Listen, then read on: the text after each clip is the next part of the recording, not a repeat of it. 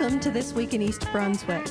This week, the East Brunswick High School teachers and staff entertained a packed house at the annual Faculty Follies. The township announces reaching the membership goal for the Crystal Springs Family Aquatic Center. This and other news in the summary of Monday night's council meeting. These stories and more are coming up next, but first, here's a look at next week's programming on Channel 8. Start the week off right by working those problem areas with Lenore Kulik on Look Great, Feel Great. That's Monday morning at 10 a.m. At 10:30, it's stories about snow on Stories from the Library. Tuesday night at 7 p.m., tune in to the East Brunswick Business Appearance Improvement Committee's program, EB18. Sports Talk with host Phil Hill follows at 7:30. And at 8 o'clock on Tuesday evening, Mayor Ira Oskowski addresses the township in his annual State of the Township speech. Join Dolly Vasta on Wednesday night for Art's Sake at 7:30. And at 8 o'clock, the Arts features two annual arts festivals, the Monmouth County Arts Festival and the New Jersey Folk Festival. Join us again on Thursday at 7 and 8 o'clock for a new edition of This Week in East Brunswick. And then for Aging Aspects at 7:30 on Thursday. This month, Patty Sullivan travels to a support group to find out what it's like to be a caregiver to an Alzheimer's patient. Check the Channel 8 Community Bulletin Board for Saturday's schedule, school closing and delayed opening announcements, and announcements of community events.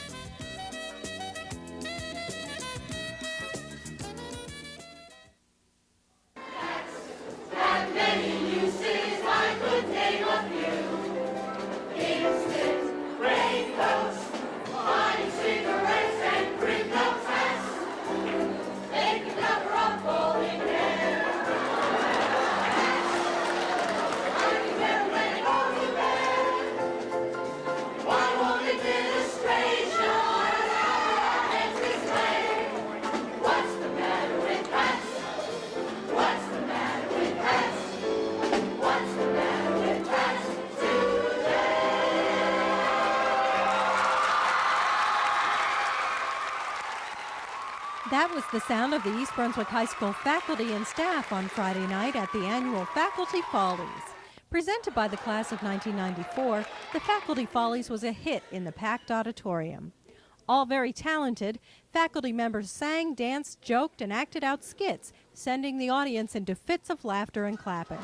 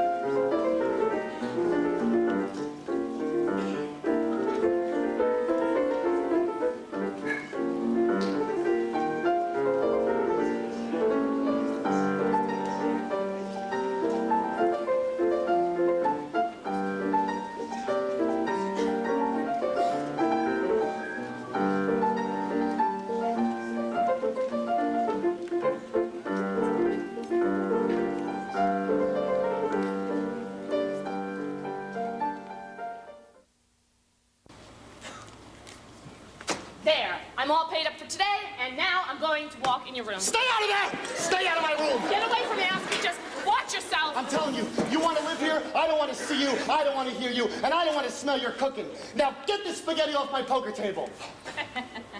What the hell's so funny? It's not spaghetti. It's linguine. Now it's garbage. You are crazy. Well, I may be a neurotic nut, but you are crazy. Oh, I'm crazy, huh? Well, that's pretty good coming from a fruitcake like you. I'm not cleaning it up. Is that a promise? Did you hear what I said? I said I'm not cleaning it up. It's your mess. Oh, it's sticking all over the walls. I like it. And you would just let it lie there, wouldn't you? Until it turned all hard and brown and... Oh, it's disgusting. I'm cleaning it up. Stay out of there! I'm telling you, you touch one strand of that linguine, I'm gonna punch you right in the sinus. Oscar, I'd like you to take some phenobarbital, please. Go to your room. Do you hear what I said? Go to your room. All right, let's everybody just settle down. Now, I'm telling you, you want to live through this night, you better tie me up and lock your doors and windows. Oscar, I'd like to know what's happened. What's happened? Yes, something must have happened for you to go off the deep end like this. What was it? Something I said? Something I did? What? Oh, this is Debbie London. L-U-N... No, it's not London. Maron. It's American. I can't remember. It's Mangino. M-A-N-G-I-N-O. I teach physical education at East Brunswick High School. My park stand number is 237. The way I figure it, I have 5,700,000 more days until I retire. If I count back correctly, I think that makes this official teacher cutout day. Belmar, here I come. Steve Campbell is my sub. Thank you. Hi, this is Linda Konigsberg, K-O-E-N-I-G-S-B-E-R-G. See, here's the deal. The dog, the bird, and the rabbit all have to go to the vet today. What can you do? Will you please put it down as illness in the family? And don't forget to get Doreen Campbell, my very good friend, for my sub. She's the only one I like taking my classes because I love those kids. Thanks. Hi, Ambrosie, Kathy.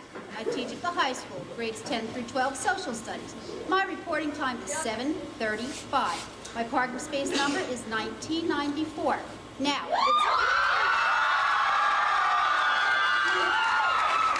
it's Kathy with a K, not a C. And it's Ambrosie, A-M-B-R-O-S-Y, not ambrosia. Ambrosia is a salad. It's something that you eat. I hate it when people call me ambrosia. It drives me crazy. Oh, speaking of crazy, the reason I can't come in is because ShopRite had a can sale and I have to go home and put my canned goods in alphabetical order. This is really very important, you understand? For my sub, I would like Doreen Campbell. You know, Campbell, like the canned soup.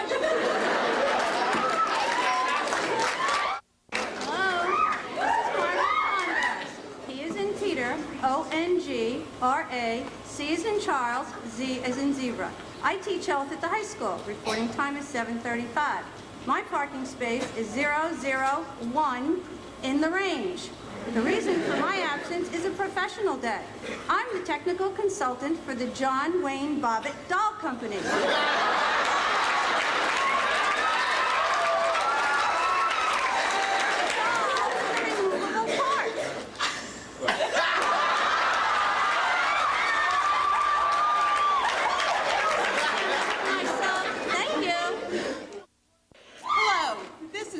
Campbell, the substitute. I cannot come in today, for that matter, anymore, because I just took a permanent teaching position in South River.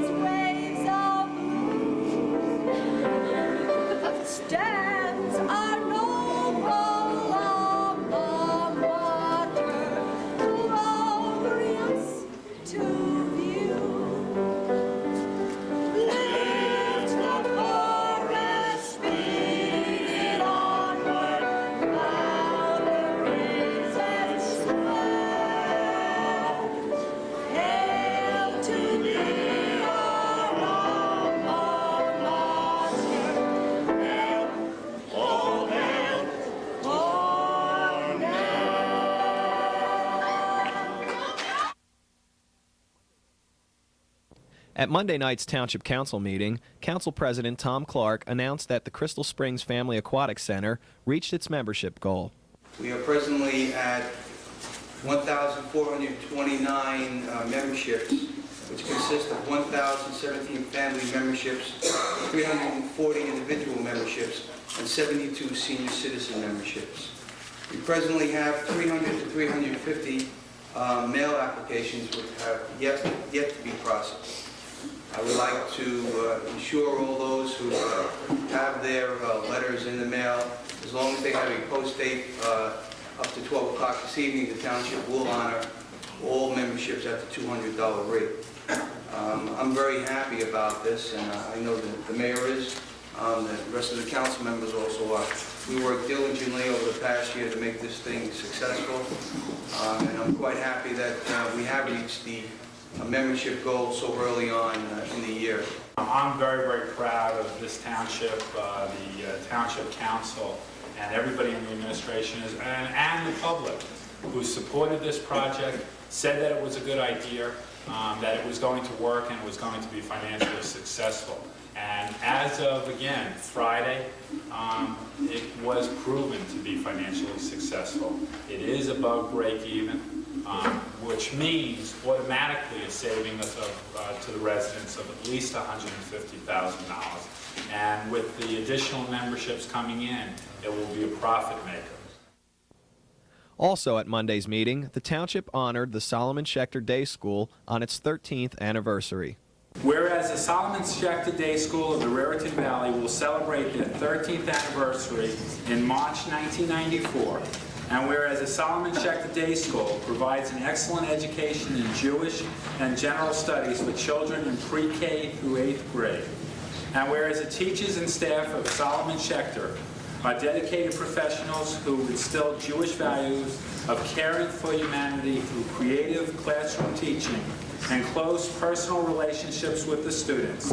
Now, therefore, we proclaim that I, Ira Oskowski, Mayor of the Township of East Brunswick, do hereby congratulate the Solomon Schechter Day School of the Raritan Valley upon the celebration of their bat mitzvah, and wish them every future success in the education of our young people. Be it further proclaimed that Civic Center Drive shall be renamed Solomon Schechter Day School Drive for the period February 28th through March 7th, 1994, in honor and recognition of the celebration. Thank you very much. Also recognized Monday was the high school SAVE organization for their participation in the 1993 Clean Communities program. Whereas the Clean Communities program was established by the State Department of Environmental Protection and Energy to encourage communities to promote the cleanup of litter in their neighborhoods. And whereas a participant in the Clean Communities program, the Township of East Brunswick coordinates a litter pickup and removal program and encourages and facilitates the activities of the citizen volunteers in litter reduction and prevention. And whereas on October 24th, 1993, East Brunswick High School SAVE participated in the 1993 Clean Communities program by performing the cleanup of the grounds around the Summerhill Road Water Tower in East Brunswick. Now, therefore, be proclaimed that I, Ira Oskowski, Mayor of the Township of East Brunswick, do hereby commend East Brunswick High School SAVE for their participation in the 1993 Clean Communities program and for their genuine concern for the environment and pride in keeping our community free of litter. Thank you very much. And members of the Community Beach Advisory Committee were recognized for their volunteer service to the township.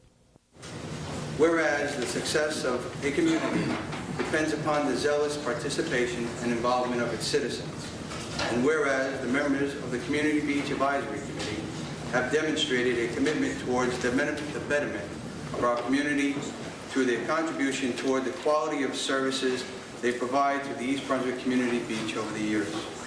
Now, therefore, be resolved that the Mayor and the Township of East Brunswick do hereby resolve East Brunswick and their County of Middlesex, on behalf of a grateful community, do hereby express our sincere appreciation to the Community Beach Advisory Committee for their contributions to East Brunswick. Be it further resolved that this resolution shall be spread upon the minutes of the Township Council of East Brunswick, and and a copy shall be formally presented to the members of the Community Beach Advisory Committee on the 28th day of February 1994. Again, I'd like to congratulate every member here. I know everyone is not here. And I'd like at this time to make the presentation to the members who are here. Stephen Drulis. Congratulations. Thank you very much.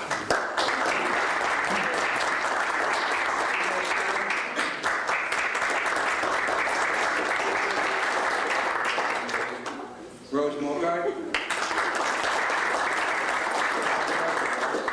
And I think that's all we have. The other members also were not present here this evening is Eileen Sir, Kathy Clark, who that is. She has a commitment with 4 children tonight. Nancy Carol Opaleski and Marilyn Koss. And again, thank you all. In other council news, Township Administrator Raymond Stone announced new information about the addition to the Senior Center. In final analysis, the ad hoc committee is recommending the company of Ford, Fairwell, Mills, and Gatch, the architects for this project. I think everyone here has gotten in their package a copy of a memo dated February 18th from Penny Costa to me, outlining the proposal with a lot of the background and a lot of the information that was generated during this interview process. If the council concurs, you'll find on the agenda under, I think it's still section 9A, under new business, a resolution to award the contract to this firm.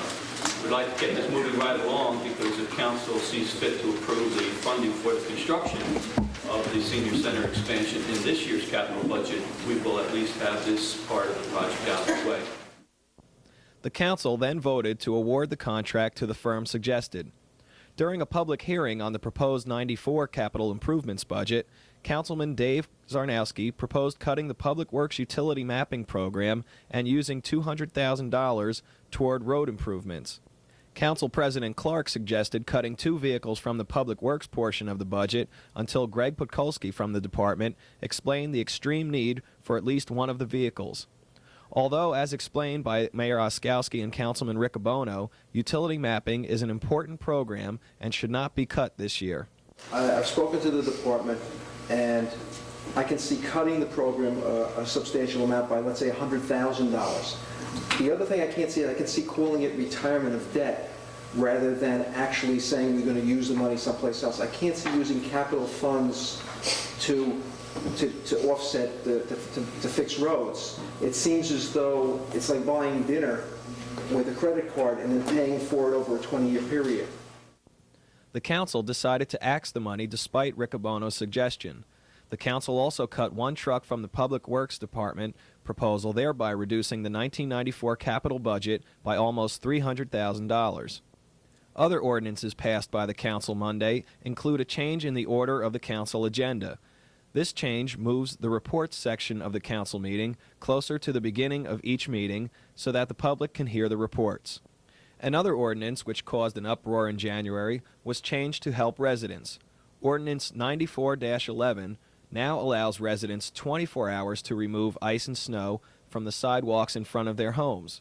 Previously, residents had only 12 hours from the time snow had fallen or ice formed to remove it. Several residents were given summonses after they failed to clear their sidewalks. Residents urged the council to change the ordinance and to disregard the issued summonses. The council agreed and passed the ordinance Monday.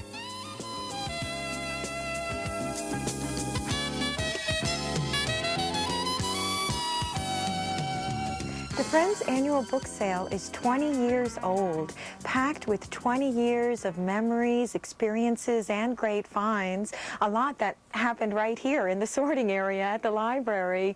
The sale has touched the lives of people near and far. Hi, I'm Josephine Fiamingo. This year, the sale starts on March 14th from 7 to 9 p.m. at the Brunswick Square Mall. It continues throughout the week from March 15th to the 20th during mall hours. There will be a $1 admission fee on the first night only for attendees who are not Friends members. There will be free puppet shows performed by the Library Puppeteers on March 16th and 17th at 7 and 7:30 p.m.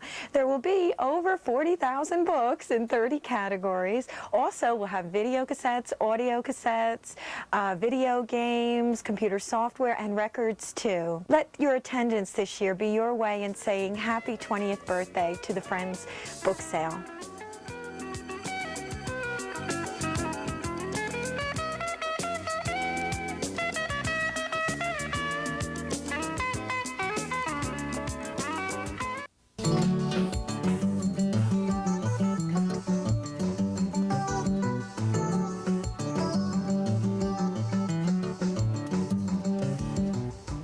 Hi, welcome back once again to Your Pet Doctor. I'm your host, Dolly Vasta, and my co-host is... I'm Dr. Brian Johnson from the Cranberry Veterinary Hospital in East Brunswick. And we're going to continue our little series on greyhounds today, and we have two very special guests with us.